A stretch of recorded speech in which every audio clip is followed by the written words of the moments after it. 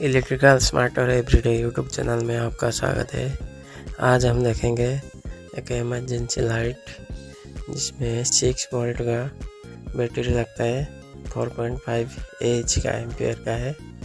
उसका जो बैटरी है वो ख़राब हो गया है, बस चार्ज ज़्यादा टाइम नहीं रख रहा है। वो एक नया बैटरी चेंज करके देखेंगे किस तरह चेंज होता है।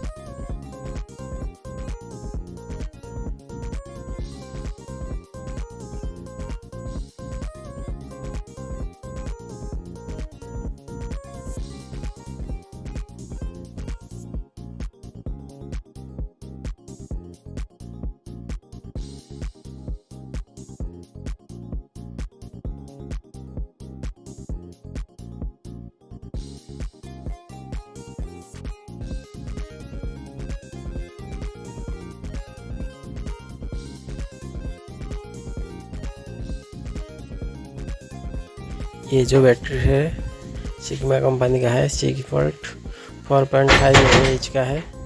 इसको हम चेंज करेंगे।